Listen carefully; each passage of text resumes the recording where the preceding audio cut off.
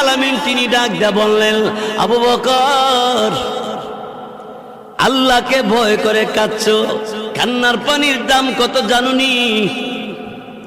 চোখের পানির দাম কত জানেননি?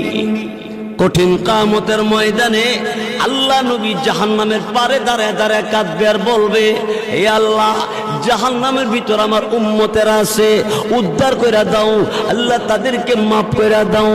আল্লাহ রাব্বুল আলামিন আমার আল্লাহ তাআলা জিবরাইল ফেরেশতাকে বলবে, জিবরাইল,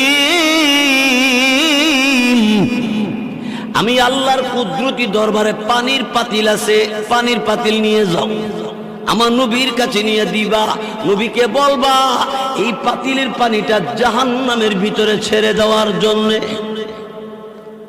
রসুলের কাছে জিবরাইল পানির পাতিল দিবে, আর জিবরাইল ফেরেশতার কাছ থেকে রসুল পানির পাতিল পাইয়া পানিটা জাহান্নামের ভিতরে ছেড়ে দিবে। জাহান্নামের আগুন ঠান্ডা হয়ে যাবে, নিভে যাবে। দিলের নবী, আমার আপনার নবী রাহমাতুল লিল আলামিন এমনি ডাক দিয়ে বলবে, জিবরাইল, এত দামি পানি কোন জায়গা থেকে এনেছো? এটা কি হাউজে কাউসারের পানি না জমজম কুয়ার পানি?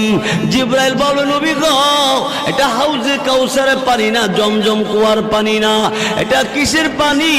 আল্লাহ রাব্বুল আলামিন তখন ডাক দেয়া বলল, জিবরাইল রে, আমার নবীকে বলে দাও। এমনি জিবরাইল ফেরেশতা তখন ডাক দেয়া বলবে, এই আল্লাহ নবী দুনিয়ার জমিনে আল্লাহকে ভয় করে চোখের পানি ছেড়ে, আল্লাহর বান্দা চোখের পানি ছেড়ে ছেড়ে কাঁদছে, এই কান্নার পানিটা আল্লাহ তাআলা জমা রাইখা দিছে। আপনি করিগর গভীর রাইতে তাহাজ্জুদের নামাজে রাত কাটাইলে, গভীর রাইতে আর ঘুমায় না, এমন অনেক মানুষ আছে, বহু লোক আছে, অল্প বয়সের আছে, মহিলাদের মধ্যে আছে, পুরুষের মধ্যে আছে। কত মানুষ শেষ রাইতে আর ঘুমায় না, ওযু বানাইয়া তাহাজ্জুদের নামাজে দাঁড়াইলে যাবে, তাহাজ্জুদের নামাজ পড়ে ভিক্ষুকের মতো দুইটা হাত আল্লাহর দরবার বাড়াইয়া দিয়ে বলে, আল্লাহ প্রভু, এই পরওয়ারদিগার আলম, আমি গুনাহগার, তোমার নাম গফফার, আমি নাফরমান, তোমার নাম রহমান। আমরা নাফরমান কিনা?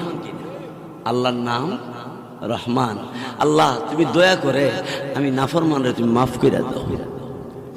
চোখের পানি ছেড়ে ছেড়ে কাঁদতে কাঁদতে কুদরতি কদমে, আল্লাহর কদমে সাজদায় পড়ে কান্দে, বলে, আল্লাহ তুমি আমারে মাফ করো। আল্লাহ রাব্বুল আলামিন ডাক